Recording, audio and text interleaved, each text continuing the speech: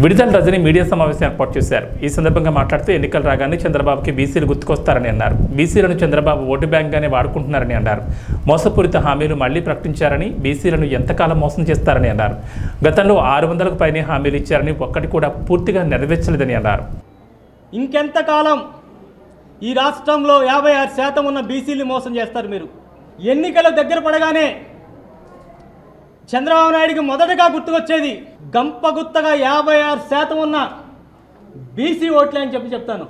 ఈ 40 సంవత్సరాల్లో బీసీలని చంద్రబాబు నాయుడు కాళ్ళ కింద చెప్పులాగా ఒకళ్ళకిద్దరికి పదవులు ఇచ్చి బీసీలకి 56% ఉన్న బీసీలని నయవంచనకు గురి చేశాడు చంద్రబాబు నాయుడు। రాజకీయంగా ఎదగకుండా బీసీలని మమ్మల్ని అన్యాయానికి గురి చేశాడు చంద్రబాబు నాయుడు।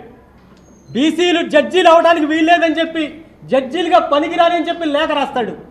అలాగే నా నాయ బ్రాహ్మణ సోదరుల్ని తమ హక్కుల కోసం సచివాలయంలో కలిస్తే తోకలు కట్ చేస్తారన్నాడు। మరి ఆ రోజు నీకు బీసీలు మనుషుల్లాగే కనపడలేదా? మేమేమైనా జంతువులు ఆ తోకలు కట్ చేయడానికి?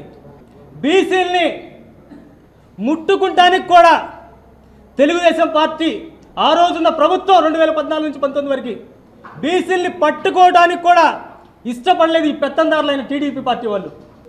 మరి ఈరోజు ఎన్నికలు రాగానే మళ్ళీ తిరిగి మమ్మల్ని మోసం చేయడానికి, నయవంచనకు గురి చేయడానికి అనేకమైన వీలు పడని హామీలు ఇస్తూ ఈ రాష్ట్రంలో 56% ఉన్న బీసీల ముందుకు వస్తున్నాడు। ఈరోజు ప్రతి ఒక్క బీసీ కూడా, రాష్ట్రంలో ఉన్న బీసీ ఏం జరుగుతుంది, ఈ బీసీలకు మంచి ఎవరు చేశారు, ఎవరి హయాంలో రాజ్యాధికారి దిశగా నడిచాం మనం।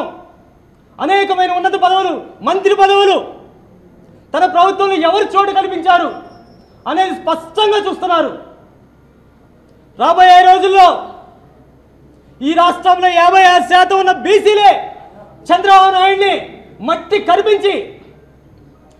కరిపించి జగన్మోహన్ రెడ్డి గారు తిరిగి రాజ్యాధికారంలో ముఖ్యమంత్రి పీఠంలో కూర్చోబెట్టేది ఈ రాష్ట్రంలో ఉన్న 56% బీసీలు అని చెప్పి ఈ రాష్ట్ర ప్రజలందరికీ ఒక సందేశం ఇస్తున్నాం।